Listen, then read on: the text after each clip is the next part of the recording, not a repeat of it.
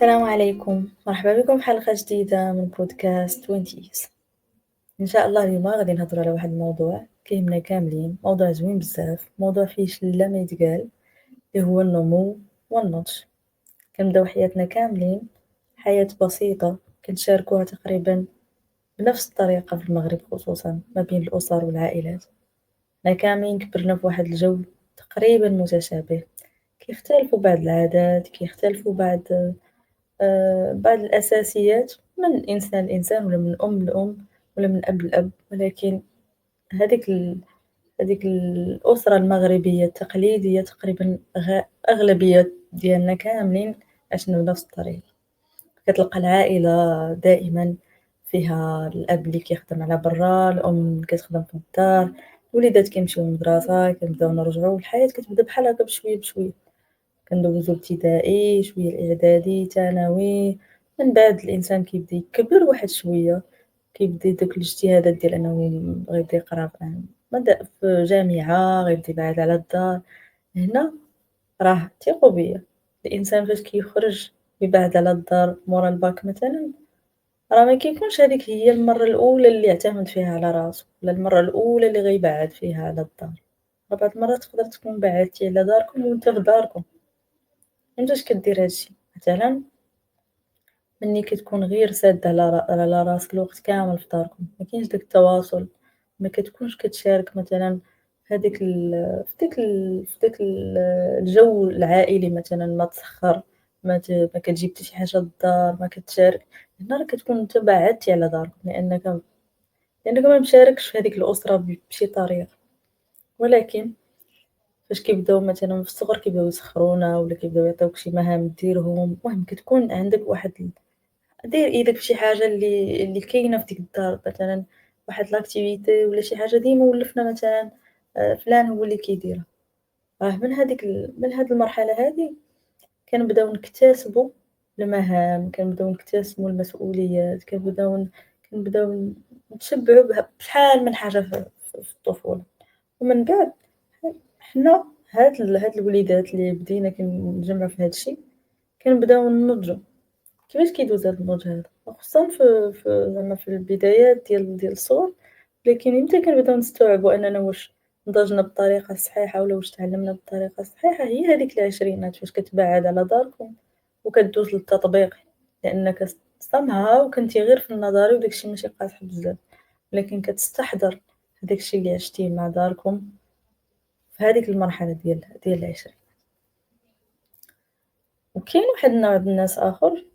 اللي كيبقى مولف هاديك الراحة هداك الابتعاد اللي على دارهم وسط دارهم، هي أنه كيتناسى بزاف ديال الحوايج ديال أنه راه الإنسان وهو كيكبر راه خاصو ينضج، والنضج راه ماشي هو النضج الجسدي، يعني اليوم فيك 110 غدا خاصها تكون فيك 170 صافي إذا أنت إنسان ناضج. غلط، غلط، غلط، هذا ماشي نضج، هذا نمو. وهادشي اللي غادي نحاولو نوضحوه دابا اللي هو الفرق ما بين النمو وما بين النضج. النمو فعلًا هو أنك تنضج جسديًا، هو أنك تطوّر نفسك ماديًا وتطوّر راسك مثلًا مهنيًا. مثلًا النمو إلا جينا نهضرو ماديًا هو أنك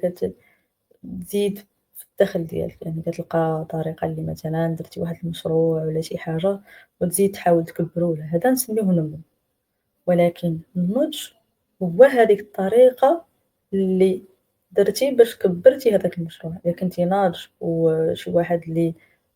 عارف شنو غيدير، غيعرف مثلًا يلقى شركاء عمل، غيقدر يجبدهم أنهم يزيدوا يكبّروا معاه المشروع، يعني أنت هنا إنسان ناضج وعندك الحكمة وعارف كيفاش تتعامل مع المشروع. آآ أمّا النضج عاوتاني فهو كيختلف بطبيعة الحال أنك أنت كيفاش كتستوعب الحياة، يعني إلا كنتِ كتستوعبها بواحد الطريقة أعمق، كتفهم شنو هو مهم وشنو هو اللي غير مهم، يعني كتعرف عاوتاني تسيّر شنو هُما المشاعر ديالك مع العلاقات ديالك، كيفاش كتشوف. وأنا هاد الشي شخصيًا كنسميه حكمة، يعني ماشي أي واحد كتكون عنده، ولكن كل ما كترتي نضج على نضج على نضج، واحد الوقيته كتولي حكمة باش تشاركها مع ناس وحدين آخرين، راه شي حاجة زوينة بزاف. أنا نعطيكم واحد المثال ولا عندنا واحد proverb بالدارجة شنو كيقول لك اللي ما يجلسك على ميدة ويعطيك فايدة الرفاقة ديالو غير زايدة. أنت مثلًا فاش اعتبر راسك مثلًا أسيدي اعتبري راسك لاله في الثلاثينات نفترضوا حنا ولا في الأربعينات، وجلس معاك ولد ولا بنت مازال في الشباب في ريعان الشباب كاع مثلًا يلاه 19 سنة ولا 20 سنة وقال لك عاود لك على واحد المشكل في الحياة ديالو ولا بغا واحد التوجيه ولا واحد النصيحة، أنت ولا أنتِ اللي في الأربعينات ولا الثلاثينات كبرتي خاوي، يعني أنت واحد الإنسان ما دوزتي لا تجارب لا عشتي شي حاجة اللي خلاتك تنضج، يعني طلعتي أنا كنت تجيني نقولها هاكا، كبرتي بواحد الطريقة ساهلة، والو كنتي جالسة غير في داركم الماكلة موجودة، اللي غيتسخّر عليك موجود، كلشي كاين، صافي شنو طرالك أنت في هاد المرحلة ديال كيفاش دزتي نيشان للربعينات، هو أنك كنتِ غير كتنمو جسديًا، أما عقليًا، فكريًا، غير ذلك لا يوجد نضج. أشنو غادي تعطي لهذا الشخص اللي جالس قدامك وكيسولك على توجيه لا على نصيحة وأنت ما جربتي والو؟ فعلًا هنا الإنسان كيطرح سؤال على راسو، واش أنا كبرت بطريقة صحيحة؟ هي شوفوا باش نكونوا متفقين ما كايناش طريقة صحيحة يعني بحال شي formule 1+1=2. الطريقة الصحيحة في نظر كل واحد تختلف، لكن كيبقى الرابط أولا كيبقى النقطة اللي مشتركة ما بين هاد الحاجات هي واحد الإنسان كيكون ناضج وعنده تجارب مختلفة، ولكن نقدر نوصل بيهم لناس آخرين، نقدر أنا نكمّل بيهم، نقدر أنا ندير بيهم عائلة، نقدر أنا ندير بيهم وليدات، نقدر أنا ندير بيهم آآ بزاف ديال الحاجات. نتوما قيسوا على ذلك زعما بشلة ديال الأمثلة. آآ نزيدو نعطيو شي مثال زعما ساهل اللي نقدروا نشرحوا به هاد القضية ديال الفرق ما بين النمو والنضج. أسيدي النمو مثلًا هو أنك تعلمتِ واحد اللغة، مثلًا تعلمتِ الإسبانية، كتقنها مزيان ما عندك فيها حتى شي مشكل، ولكن النضج هو هاد اللغة تستعملها. تستعملها في شي حاجة، مثلًا غادي تقدر تهضر مع شي client ديالك، ولا تقدر مثلًا تواصل بها مثلًا مع شي سائح ولا شي سائحة اللي محتاج شي واحد اللي كيهضر بالإسبانية وغيخلصوا مثلًا ولا شي حاجة، يعني هاد النضج هو هذاك سميوه نتوما هو الديازل باش غتحركوا هذاك النمو اللي وصلتوا ليه، هذا هو النضج، أنا في نظري بحال هكا كنشوف هو هذيك الحاجة اللي غادي تقدر تحرّك النمو اللي نتا وصلتِ ليه. دابا نهضروا شي شوية على الاستثمار الحقيقي، لأنه النضج ما كيجيش من والو، كيجي من الاستثمار في واحد الحاجات، شنو هُما هاد الحاجات؟ المعرفة مثلًا، نستثمر في الوقت ديالي، نستثمر في الصحة، الصحة نوعان، الصحة العقلية والصحة الجسدية، إلا استثمرت في هاد هُما 3 غير حيت الصحة قسمناها على جوج، المعرفة والوقت والصحة، هادو إلا استثمرت فيهم مزيان وفقت بكري وعقت بكري باللي راه خاصني هاد الحاجات نستثمر فيهم في البداية ديال ماشي في البداية ديال العشرينات ولكن إلا الإنسان قدر يوعى بهاد الشي قبل راه شي حاجة اللي واعرة وزوينة وناضية، ولكن اللي وصل حتى العشرينات وفهم بلي راه كاين واحد الحوايج اللي ما يمكنش دير ليهم contrôle Z ما يمكنش ترجع للور وتصحّحهم، وما يمكنش لك لا صافي إلا ما استثمرتيش في هاد الشي غتضربك التلفة. راه مزيان، راه مزيان، مزيان، والناس اللي غادي يجيو يتصنتوا لهاد الفيديو هذا ويقولوا لي راه حنا في التلاتينات، حتى التلاتينات راه ماشي عيب الإنسان يجلس ويقول راه خاصني نستثمر في الوقت وما نبقاش نضيّع، نستثمر في المعرفة، الإنسان كان عقلو خاوي يشد كتاب ويقراه، يحل بالتليفون ديالو وينقش من تيك توك ويتفرج شي حاجة مفيدة، يقرا شي article ويعمّر راسو. إلا جيتي غير قلتي قدّامه شي كلمة ولا جوج ديال شي حاجة اللي خاصو كإنسان غير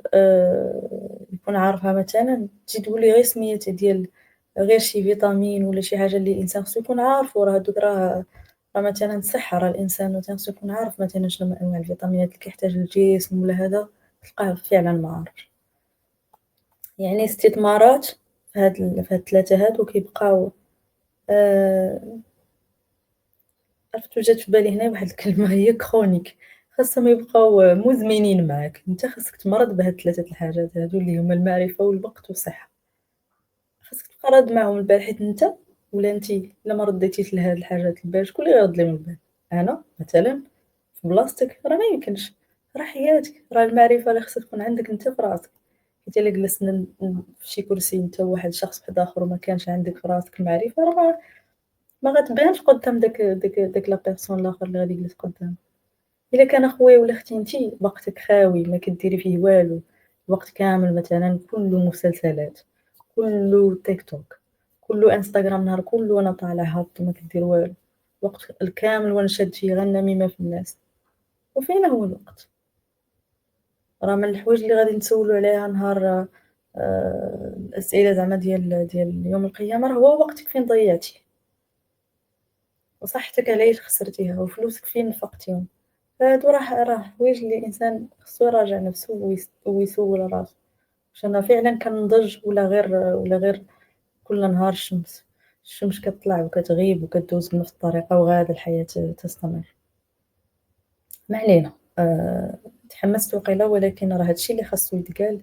وهاد الشي اللي شي مرات الواحد فينا يقرص راسو ويقول واه راه هاد الشي اللي أنا فيه دابا راه خصني نبدل طريقة التفكير ديالي ولا نبدل نهزني أنا كامل ونمشي للزاوية المعاكسة ونشوف واش الشي اللي واقع واش أنا في المكان المناسب باش نزيد لقدام باش نقول على راسي واحد النهار راني إنسان ناضج وبعقلي. ما علينا، كنت كنقول باللي الاستثمار والمعرفة علاش مهم هاد الشي، حيت المعرفة بطبيعة الحال راه هي اللي كتعطيك القوة باش أنك تاخد القرارات واعية، إلا رجعتو للفيديو اللي قبل راه حنا هضرنا فعلًا علاش الإنسان خصو يقدر يكون هو الوحيد والأول اللي يقدر يقرر في القرارات المصيرية، وإلا ما كانش عندك المعرفة واخا تكون أنت اللي غتاخد القرار راه غتاخدو غلط إلا ما كنتيش فاهمة شنو واقع، راه إلا استثمرتي في راسك اليومة غادي تربح غدا. تكون مستعد لأي تحدي يجي قدامك أنا عارف قريت وشفت هذا فلان واستفدت من تجربة إنسان آخر إذا ممكن نخرج بواحد الاحتمالات إلا خديت هذا القرار شنو غندير ولا خديت هذا القرار شنو غندير بناء على بزاف ديال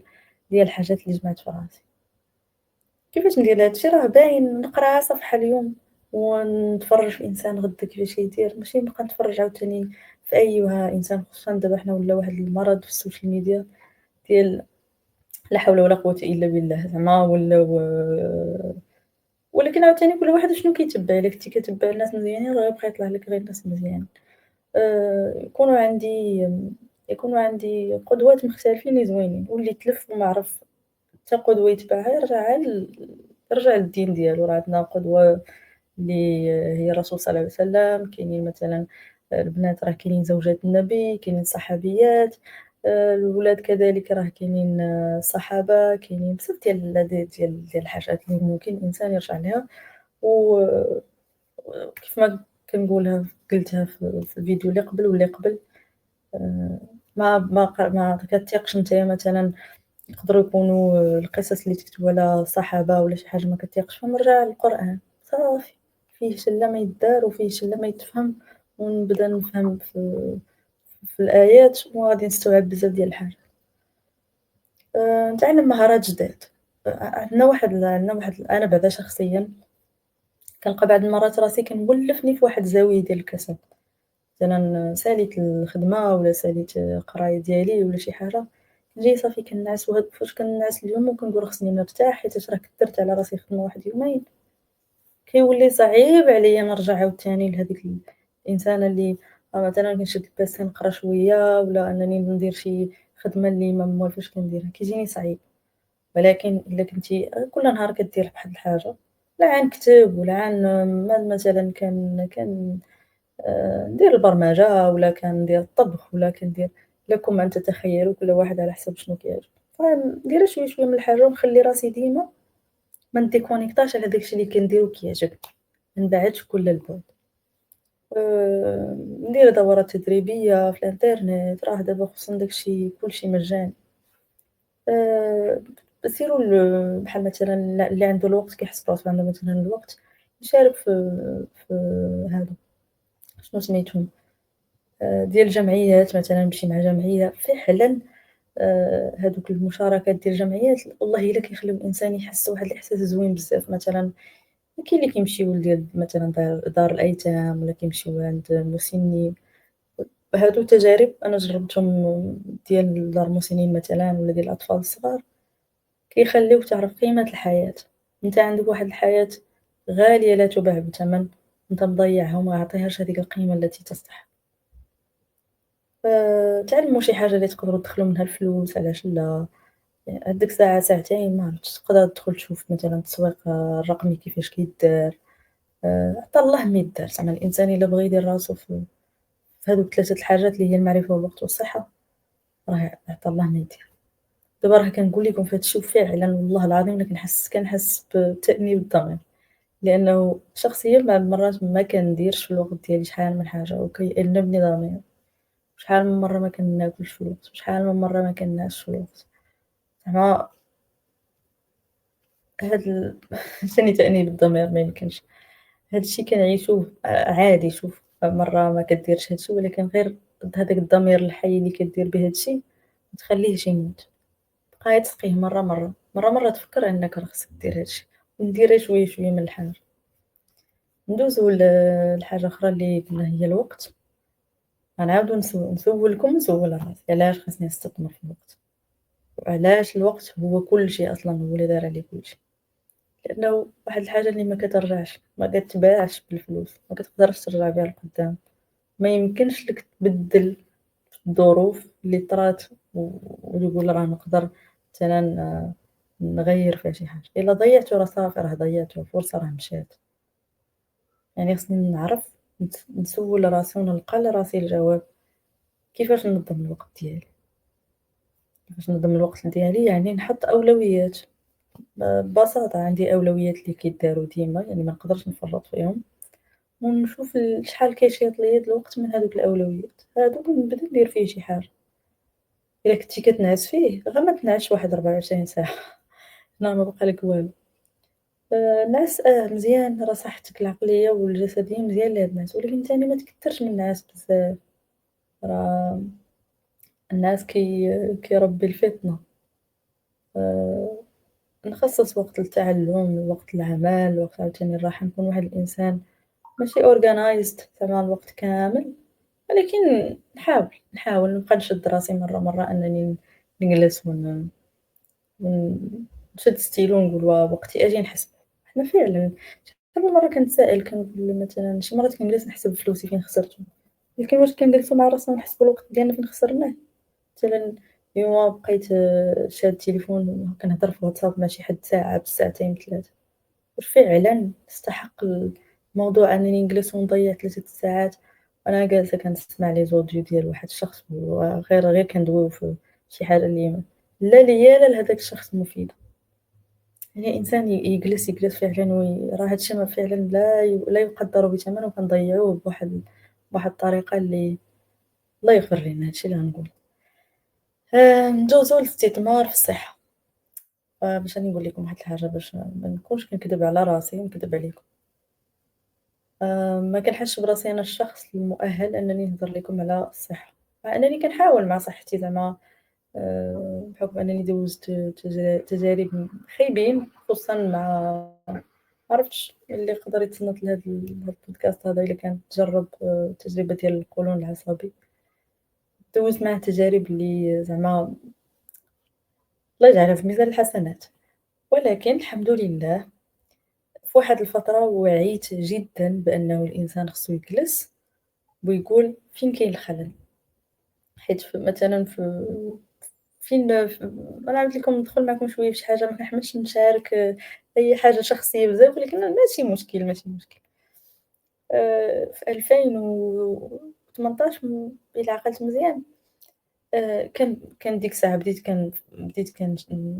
نواجه مشاكل مثلًا ديال القولون العصبي، وما كنتش كنقلّب على الحل فين كاين، كنت كنحاول غير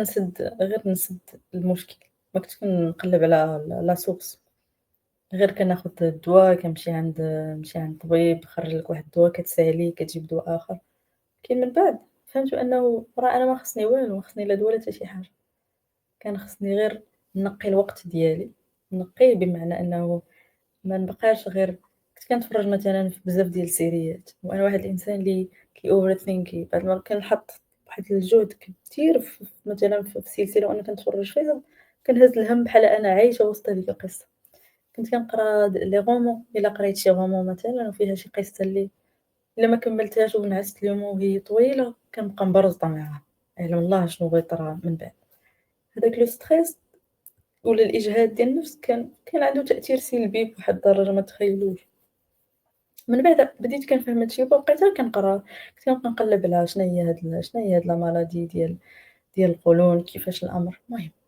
لقيت وليت عندي واحد الباجاج.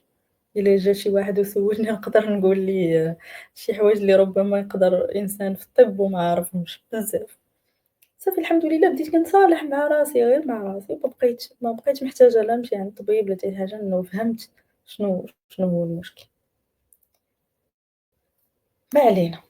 الاستثمار قلنا في الصحة، أولًا الصحة الجسدية، مهم جدًا إنه الإنسان يدير شوية ديال الرياضة بانتظام إلا قدر، إلا ما قدرش يدير غير مرة في السيمانة، 2 مرات في السيمانة، إلا ما قدر يدير والو غير يتمشى، يدير واحد 30 دقيقة يخرج من الدار، يهز معاه قرعة الما، يمشي يتمشى، يبعد على الناس. منها أنه الإنسان بحال كيدير واحد الcleaning للعقل ديالو، يخرج ما يفكر في والو، يتمشى، يشم شوية الهواء، يتنظموا ليه دقات القلب ديالو وغادي مرتاح ويرجع ويجلس مع راسو. ناكل ماكلة نقية، عاوتاني إلا كنت مثلًا ساكن بعيد على دارنا ولا ساكن مع الدار نيت، ماشي ناكل أي حاجة، إلا بانوا ليا دارنا كياكلوا أي حاجة زايدين في الملحة، زايدين في السكر،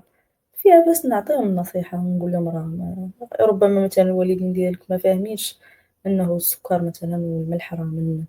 الحوايج اللي فعلًا مضرين بالصحة، نجلس ونشرح ليهم وعلاش وكيفاش، علاش ما نكونش أنا نعطيهم النصيحة.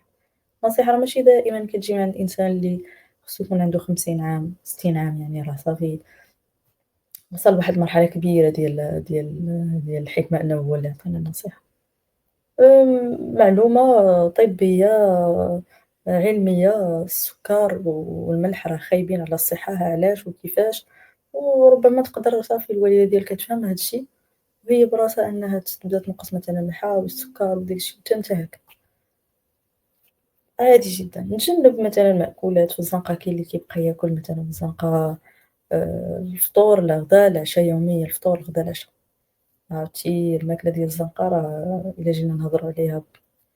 شنو كيفاش كدار وكيفاش كطيب تقدروا تكرهوني وتكرهوا الماكلة د الزنقة وإلى غير ذلك. الصحة النفسية، الصحة النفسية مهمة جدًا، جدًا، جدًا، جدًا. إلا عرفتوا أنه مثلًا الجسم ديالنا شحال فيه ديال الأعصاب، هاد الأعصاب مرتبطين بردة الفعل اللي كيدير العقل ديالنا. أنت فاش كدير واحد ردة الفعل، ديك ردة الفعل كيصيفطها العقل لهادوك الأعصاب ديالك باش تعاود ترجع للétat normal. سيروا قلّبوا، أنا ما غاديش نقول لكم هذاك الشيء اللي علمي 100%، ولكن إلا مشيتو قلّبتو غتعرفوا أنه مثلًا غير لحظة غضب ديال مثلًا 3 دقايق كتكلفك 4 حتى ل5 ساعات ولا ربما أكتر باش الجسد ديالك يرجع لétat normal اللي قبل ما يتلونسا عندك هاديك لحظة الغضب. فهاد الstress كامل إلا كنتِ كديرو في كل ردة فعل، كل شي حاجة جات عندك خايبة، مثلًا أي واحد غيدوي معاك في النهار غادي دير واحد ردة فعل بالزربة وما تفكّرش، راه فعلًا غيكون عندك ماشي غير مشاكل ديال الأعصاب، مشاكل ديال stress غيكونوا بزاف. فاش كتمرض نفسيًا كيأثّر جسديًا، زعما ماشي شي فورمولا اللي غادي تحتاج بزاف ديال التفسير. إذًا الواحد ما يضغطش على راسو. يهدر على راسو، ما يحبسش هذا، ما يحبسش الأفكار ديالو مثلًا وما يدافعش على راسو. شحال من واحد كيقول لي شي حاجة وكيحبسها في قلبو ويبقى مزيّر غير بوحدو وما كيناقش ما كيقولش رأيه، حتى كدوز سيمانة ولا 2 عاد كيمشي يقول كون ها قلت هادي، كون غير درت هادي. الإنسان تكون عنده ردة فعل ولكن ديما واحد ردة فعل نديرها نبروسيسيها قبل ما نديرها ولكن ما تاخدش مني سيمانة ولا 2، تنكون أنا كليتها في صحتي. ما نفرطوش في الصالة ديالنا، نمارسو شوية ديال التأمل، نخرج للطبيعة، نسافر، نجلس بوحدي شي شوية، نعاود الأفكار ديالي مع راسي. هادشي راه مهم جدًا، هذا شنو كيدير، كيدير لك التصفية ديال العقل وكيهدئك نتا مع راسك. إلا جلست والله إلا شي مرات كتجلس تبقى تشوفها في السقف فيها فائدة، خير ما أنك تجلس مع شي حد وتبقى تناقش نتا وياه وتمرض الصحة ديالك، غير تجلس تشوف في السقف وتحس براسك كتصفي الذهن ديالك. أنت هنا راه راك مشغولة، راك في واحد الmission ديال أنك تصنت لراسك وتصفي العقل ديالك. الخلاصة زعما ديال الصحة هو الاستثمار في راسك اليوم باش غدا تلقى راسك مزيان. هذه هي زعما ديال النتائج اللي à long terme تهلا في راسك اليوم باش في الثلاثينات تلقى راسك باقي مزيان بخير ترونكيل، غتجي في الربعينات تلقى راسك يلاه بداو كيبان عندك شوية المشاكل اللي مثلًا ماشي شي حاجة كبيرة، لأنه طبيعي وراحنا بنادم ماشي دي روبو زعما، دي روبو تا هُما راه كيخسرو. ندوزو نهضرو شي شوية على واحد الجانب اللي تا هو زوين ومهم والواحد يرد ليه شوية البال، هو التوازن وحس الفكاهة. حس الفكاهة مهم جدًا، داك الإنسان اللي كيكون ديما جدي مزيّر غير مع راسو الوقت كامل باغي يدير والو، باغي يهضر في كلشي جدي، فهاد الجانب هذا إلا كنتِ بحال هاكا راه غيأثّر لك على الصحة لا النفسية لا الجسدية. فشنو هو التوازن؟ هو أنك توزّع الوقت والمجهود ما بين العمل والراحة والعلاقات بواحد الشكل منظم. نعطيك واحد النصائح هاكا عملية، خدم ولكن عرف وقت الراحة، خصّص وقت للعائلة والأصدقاء، عندك صحابك 4، 5، 3 دير واحد الوقيت ماشي نهار كامل صيفط ليا أوديو نجاوبك ميساج ونبقاو نهار كامل وحنا مشغولين وشاغلين بعضياتنا، راه ماشي ديال الصحبة. شتي صاحبك اللي ما كيفهمكش أنه يعطيك وقت، خليك تخدم على راسك طوّر راسك ونسول فيك في الصباح صافي نمشي نساكتة أنا نمشي نخدم وأنت خدم، ماشي نبقاو نهار كامل شاغلين بعضياتنا. العائلة نخصص ليهم وقيت نجلس نهضر مع الوالدة، نهضر مع الوالد، نجمع مع خواتاتي، خويا، لأنه ما عرفتش الوقت شنو غتجيب، الله يحفظ راه شي نهار واحد فيهم ما غاديش يبقى معانا، وربما حنا اللي ما غاديش نبقاو معاهم، ما عرفناش أشنو كاين، وبلا ما نبداو ديك الساعة غادي يجي وقت ديال التحسّر وديال الندم، كون غير جلست مع والديا بزاف ديال الوقت، كون غير جلست مع ختي بزاف، كون غير سمعت ليهم، كون غير خليتني أنا زعما عطيت مثلًا الله يحفظ إلا كنتي نتا هو الإنسان اللي غتنقص، ما تخليهمش هُما يقولوا داك الإنسان كان ديما مشغول وسالد عليهم ما كانش كيعطينا حتى وقت. فكّروا في هاد الشي، كيف ما بديت كنفكّر فيه أنا دابا في هاد اللحظة وأنا كنسجّل وكنحس بتأنيب الضمير، حيت هاد الناس اللي كيكونوا قراب ليك والناس اللي كيعرفوك والناس اللي فعلًا باغيين لك الخير، كيعطيوك واحد الطاقة إيجابية، واخا حنا في الثقافة المغربية ديالنا صعيب ماشي بزاف العائلات كبّروا فيهم هاديك القضية ديال الاعتراف بالحب ويعطيوك هاديك الطاقة ولكن بعض المرات كتلقى غير ماماك مثلًا ما تعترفش لك بالحب ديالها ولكن تصاوب لك المسمّن ولا تجيب لك حلوى ولا تقطّع لك شي فاكهة ولا شي حاجة وتجي تجلس راه بالنسبة ليها راه قالت لك كلشي في هاد الgeste هذا. نصيحة واحدة أخرى ما تخليوش الطموحات المهنية تسرق منكم الحياة الشخصية ديالكم. كاين اللي كيتخدم، أنا راه كنشوف هاد الشي فعلًا دابا في هاد المرحلة من الحياة، كاين اللي كيرجع الحياة ديالو دايرة على الخدمة، وهاد الشي خصو يكون العكس، الخدمة راه غير واحد النقطة من مثلًا كنخدم 8 ساعات في النهار ديالك وصافي راه سالات 8 ساعات، واش نتا هاديك 8 ساعات السوايع الآخرين حتى هُما كتزيد تخليهم عندهم علاقة بالخدمة، خرجت مع 6 مثلًا غنولي تلاقيت معاها نعاود ليها الخدمة. نجبدو الخدمة، فكرت الخدمة ما كمّلتهاش، كتولي هاد الكلمة ديال الخدمة واحد الحاجة اللي غير كنجبدها كيضرك راسك وراه فهمتي كتولي مريض ما عرفتش كيفاش نشرح لكم الفكرة ولكن كيولي كلشي عنده علاقة بالخدمة، ولكن هذه ماشي حياة، راه إلا درتي هاكا راه ما غاديش نرجعو نخصو وقت العائلة وما غاديش نردو البال الوقت هذه مسألة توازن، إلا عرفت كيفاش نقطّع هاد les portions ديال كل حاجة نحطها بوحدها، الخدمة سالات صافي سد ندوزو، راه خاصنا نديرو وقيت العائلة وقيت لراسي وقيت نقرا فيه، هادشي راه ماشي تاني تسمعوا ندير واحد التوازن يعني نهار واحد خصني ندير فيه داك الشي كامل، نتلاقى مع في العائلة ونهضر مع صحابي ونمشي نمشي ندير الرياضة وناكل مزيان غير شوية، كاين شي حوايج خاصهم يدارو يوميًا اللي هُما ماكلة مزيان، نعس مزيان، خدمتي نخدمها tranquille، هدرت مع العائلة لأنه مثلًا إلا كنا كنعيشو في نفس الدار لاباس ماشي مشكل. كنت نعيش بعيد عليهم، يكفي أنني اتصال قصير، الوالدة لاباس، الوالد كلشي مزيان، نهاركم داز بخير، صافي اطمئنيت عليهم، اطمأنوا عليَّ، ننعس ولا نمشي ندير حاجة أخرى، الغد ليه نمشي ندير رياضة، النهار اللي موراه ماشي ضروري ندير رياضة، ندير حاجة أخرى، يعني تنوع ولكن كاين واحد شوية ديال التوازن. أما بالنسبة للمرونة شنو هي الأهمية ديالها في الحياة؟ الحياة أصلًا عمرها ما كتمشي كيف ما بغينا، حنا أصلًا كنديرو هداك الشي اللي كنقولو راه ها كيفاش بغينا الحياة، ها واحد لو بلان، لكن ضروري ضروري ما كتخرجلكش شي حاجة من الجنب، ضروري شي حاجة ما كتصدقش، لكن الناضج الإنسان اللي ناضج هو اللي كيعرف يتأقلم مع التغيرات، خرج ليا شي تغيير في الخطة غادي نخرج ليه حتى أنا خطة جديدة، يعني إنسان كنعرف نتأدابت، غادي نتأقلم ونكمّل ولكن بخطة أخرى، عندي خطة ألِف، خطة باء غادي تصلح ليا لهاد التغيير اللي خرج، هذا هو النضج، هذا هي طريقة التعامل مع المطبات، خرج ليا واحد الحاجة على غفلة، خاصني نتعامل معاها، يعني نتقبل الفشل كجزء من الحياة، ملي يطيح ليا مشروع نفكّر في بديل بلا ما يجيني داك الإحباط ونغرق في الأفكار ديالي ونبقى تما، نتعلم كيفاش نركّز على الحلول عوض ما نركّز على المشكلة، بقيت أنا جالسة حاضي غير المشكل، وهذا مشكل كبير هذا ما عرفتش كيفاش ندير، يا ودي صافي راه عرفتي المشكل وصافي أجي فكّر في الحلول، عرفتي شي مرات والله إلا يقدر يكون عندك مشكل في بلاصة ما تبقى غير كتشوف فيه غير في المشكل هاكا مركّز فيه، يقدروا يكونوا عندك 5 الحلول، ويقدروا هادوك الحلول اللي إلا طبّقتي واحد منهم تكتشف أنه تقول الله يا ربي شحال كان زوين طيح في المشكل لأنه اكتشفت بهذا الحل هذا ممكن لقيت ندير استثمار أكبر، هذا كان طريق هذا المشكل كان طريق لحاجة أجمل وأفضل من داك الشي اللي أنا كنت غادي ليه، ولكن نتايا حتى ركزتي على المشكل أكتر بقيتي تما.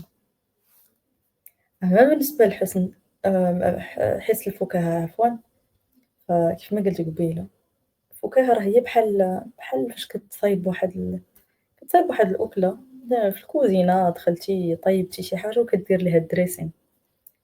كترجعها زوينة غزالة فهمتي، كتولي عاطل العين زوينة مقادة، بحال هكاك الفكاهة.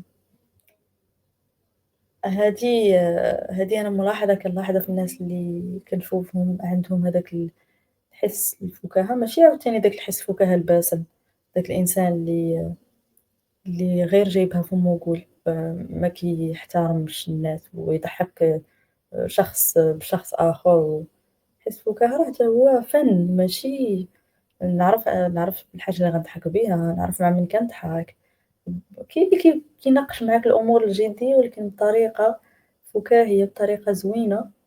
وفي حاجة اللي لاحظتها والله إلا حاجة ملاحظة زعما في الوجوه ديال الناس اللي كيكونوا بهاد الطريقة هادي ديال عندهم واحد الحس فكاهي وفي نفس الوقت جديين، كيكون الوجه ديالهم عرفت فيه واحد النور في شكل والله ما ربما ولا حتى نتوما تكونوا تصادفتوا مع هاد النوع د الناس، كيكونوا بشوشين خلوقين، ناس اللي مسهّلين الحياة، عندهم الحياة كيشوفوها بواحد البساطة، الحياة راه ماشي شي حاجة اللي هي كلشي، حنا غنموتوا وغتساليو وصافي هاد الشابيتر غيتسد وجاي شابيتر آخر اللي إن شاء الله يا ربي تكون نهاية زوينة، الله يحسن الخواتيم ديالنا جميعًا تكون نهاية سعيدة إن شاء الله. المهم الفكاهة كتخلّيك تخفف من الضغط، ما كتخلّيكش تعيش هادوك اللحظات السلبية بواحد السلبية ديال 100%. كتخلّيك تعيش دوك اللحظات هُما واخا سلبيين ولكن أنت بهاداك الحيت الفكاهة ديالك بحال كتزيد عليهم واحد لاكوش ديال الإيجابية، وديال كتبدا تقبّل هاداك الشي وتأقلم وكتقول ماشي مشكل، صافي خرج ليا مشكل وربما فيها خير ندوزوها بهادي، ونبسط مع الناس اللي في المحيط ديالي وتستمر الحياة. تعلّمت نضحك على المواقف الصعبة. بدل ما أنك تغرق وسط نخرج منه ونضحك عليه، ونضحك على راسي ونقول كان شتي كان خصني ندير هاكا وغادا، بدل ما تبقى تفكر في المشكل وتكبّر فيه. كون خفيف، خفيف في الظل كنقولوها حنا بالدارجة الواحد يكون آآ ماشي ثقيل على القلب، نكونوا خفاف على القلوب، ما نجرحوش الناس، نكونوا حنا سبب في الابتسامة ديال الناس اللي كنتلاقاو معاهم لا في النهار ديالنا لا في الخدمة لا في شحال من واحد كيكون ما كيعرفوك ما كتعرفو ما كيعرفك، كتركب معاه في البوس ولا التران ولا هذا، كتكون نتا كاعي الله اللي عانبك مثلًا عندك شي حاجة وكيبسط معاك شي حاجة اللي موضوع كتجبدو موضوع وكيبسط معاك وكتحس بأنه طرا واحد التغيير، لأنه حنا راه بطبعنا زعما كإنسان كيغلب علينا الجانب ديال المشاعر، واخا نعيو ونكرو نقولو أنا ماشي إنسان حساس وأنا ما عنديش مشاعر وأنا إنسان لوجيك ولكن ثقوا بيا راه حنا واحد الكتلة من المشاعر، إلا جا شي واحد وضحك معاك وكان خفيف على القلب ديالك كيربح القلب ديالك بلا ما تحس كتحس راسك تميل كل الميل للإنسان اللي خلوق وخفيف الظل وكتمشي معاه. خلّينا من دوك الناس الجديين اللي كيجيو كتحس بأن الجو مكهرب، أنا ماشي ضد الجدية ولكن ضد هاديك الجدية اللي آمم، جدية صلبة، عرفتي بحال شي حاجة قاصحة ما يمكنش لك تبقى ديما كتقيس وتضرب فيها، ما عرفتش كيفاش نشرحها ليكم ولكن ديك الجدية اللي كتبقى تحس براسك أنت بحال نعطيكم مثال، كاين واحد النوع د الناس كتجلس مثلًا تناقش معاهم موضوع ديال أسيدي موضوع مثلًا ديال شراء شي أرض ولا شي حاجة. عرفتي كيفاش كيبقى يهضر معاك مثلًا على شراء الأرض، خاصنا مليار وخصنا نديرو هادي وخصنا نديرو هادي وهادي وكيكبّر المواضيع، واحد الجدية واحد الصرامة، لدرجة أنه كيولي بالك أنت راه ماشي غادي تشري أرض، غتشري البترول اللي كاين تحت هاديك الأرض،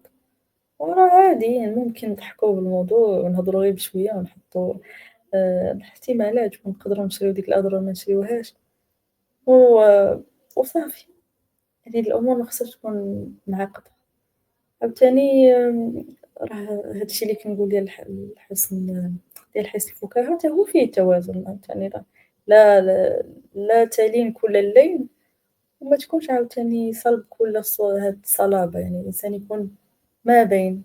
دائمًا كترجع القضية كترجع للتوازن والاعتدال، كل ما قدر الإنسان يوازن الأمور كل ما لقى هداك راس الخيط كيف ما كنقولوا. آمم نختمو واقيلا بركة علينا، نديرو واحد البركة ديال النصائح،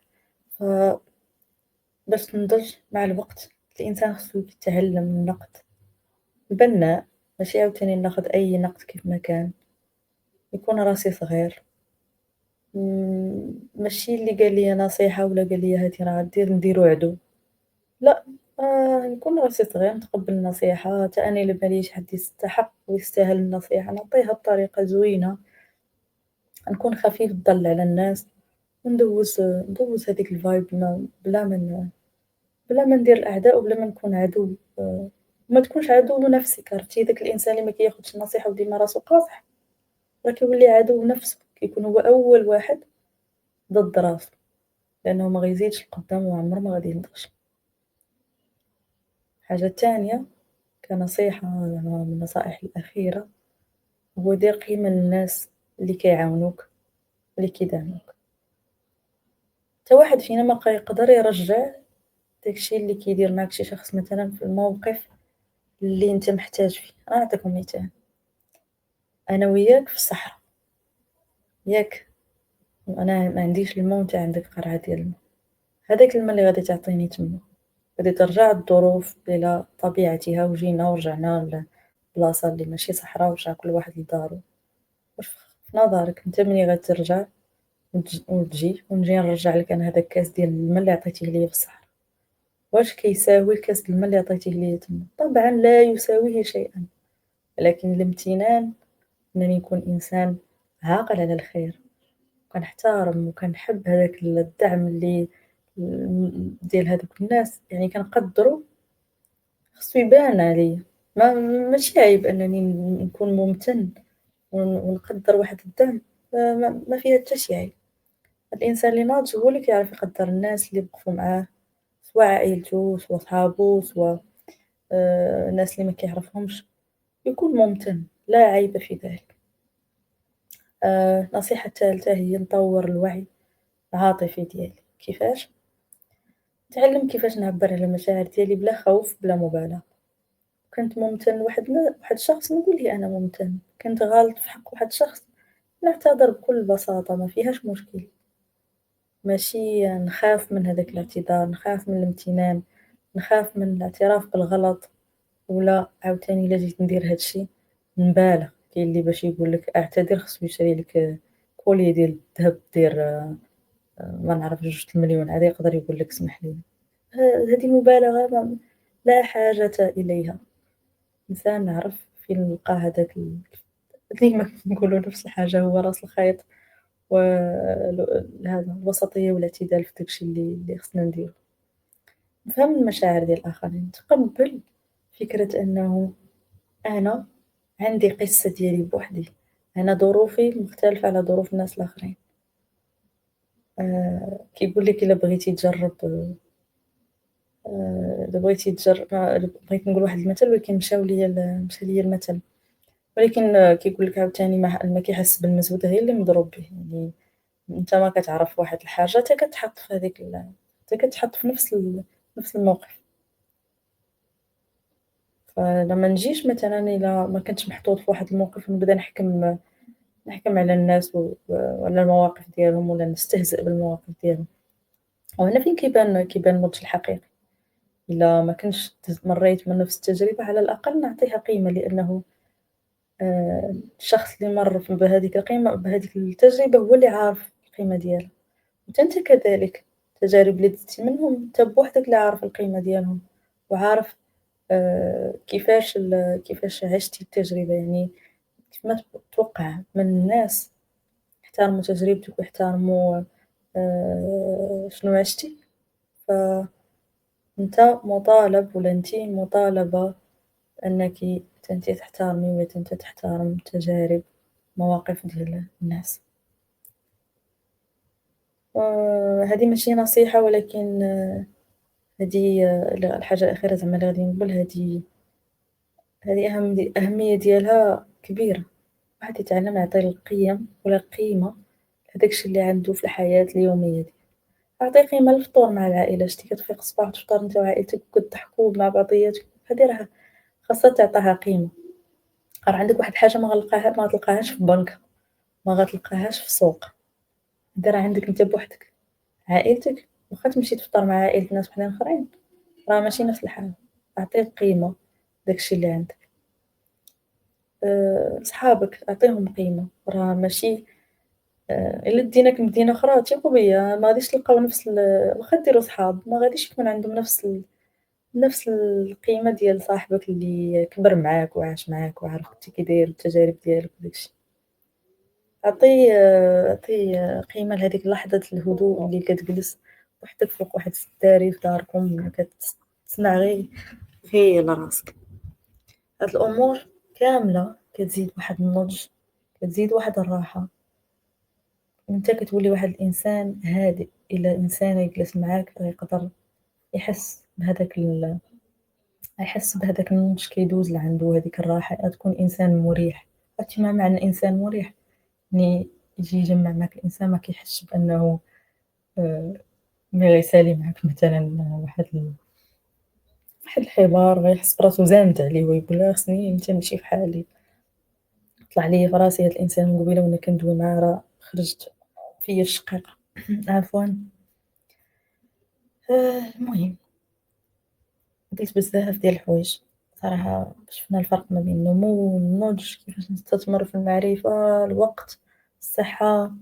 أهمية ديال التوازن، الفكاهة. ما عرفتش شنو هما الحاجات الآخرين اللي هضرت عليهم بزاف. أنبني ضميري في شحال من حاجة وأنا كنقول لكم فيها، وأنا متأكدة غنعاود نتصنت لراسي. كيعجبني نعاود نتصنت لراسي باش نشوف واش أنا شخصيًا غنطبّق هاد الشي اللي قلت ولا واش مطبّقاه أصلًا ولا لا، لأنه نهاية المطاف حنا كاملين ناس وكاملين كنغلطوا أصلًا ما جيت اليوم ندير هاد les podcasts حيت جربت بزاف ديال الأغلاط وبزاف ديال الحوايج اللي باقي التأثير ديالهم على الحياة ديالي، ولكن الحمد لله، الحمد لله في كل مرحلة زعما كل مرحلة من مراحل الحياة الإنسان كيتعلم، يخطئ ويصيب. هذه هي الدنيا، الحياة رحلة، كل نهار فرصة باش نضجو. نحاولوا ما نبقاوش مركزين غير على الطموحات المادية، نهتموا بالجوانب الأخرى اللي هي الجانب النفسي، الجانب العاطفي. شحال من واحد كتلقاه مدمر مع راسو غير راسو، لأنه كان ديما في بلاصة ما يخلي الناس يقيسوه، كان ديما مخرّج الشوك ديالو، ما كيخليش الناس يقربوا ليه. فهداك الجانب العاطفي تا هو كيكون واكل العصا. فما تكونوش هذاك النوع د الناس اللي داير واحد لابس واحد الماسك فيه الشوك، تخيل بحال القنفذ، ما كيخليش الناس تقيسو، كيبقى عايش في ديك القوقعة ديالو بوحدو لداخل. هادشي اللي كاين أصدقاء. ما عرفتش واش عجبكم الموضوع، ما عرفتش واش شاركت معاكم داكشي اللي أصلًا كنت باغا نشارك معاكم. شحال من مرة كنحل الميكرو ما كنعرفش راسي واش قلت داكشي اللي كان فعلًا بغيت نقولو، لكن إن شاء الله يكون وصلت غير شوية من داكشي اللي في قلبي وفي خاطري كنت باغا نقولو. عافاكم ما تنساوش تخليو ليا التعليقات ديالكم، الأفكار ديالكم، مواضيع جديدة، خصوصًا المواضيع. أنا كنبغي نهضر على شي حاجة عشناها لا نتوما لا أنا في العشرينات، باش هاكا نقدر نشوف واش بصح وصلنا لنفس الحاجة ولا تقريبًا عشنا شي حاجة قريبة. وفي نفس الوقت كنتمنى أنه الفيديو ولا الأوديو ولا هادشي اللي كنحط يتصنتوا ليه ناس اللي مازال ما عاشوش التجارب، وربما يكون نصيحة بسيطة ولا واحد الدفعة بسيطة من أعتبرها من أخت ولا من صديقة اللي ربما غتعيشوا شي تجربة مشابهة لشنو عشت. هادشي اللي كاين. كنت معكم أنا هيم بابلي من بودكاست توينتيز. كنتمنى ليكم كل الخير وإلى اللقاء في الحلقة الجاية إن شاء الله. ما عرفتش شنو هو الموضوع، ولكن غالبًا غتكون شي حاجة اللي دائمًا عندها علاقة بالعشرينات. تبقاو على خير وسلامة مرة أخرى.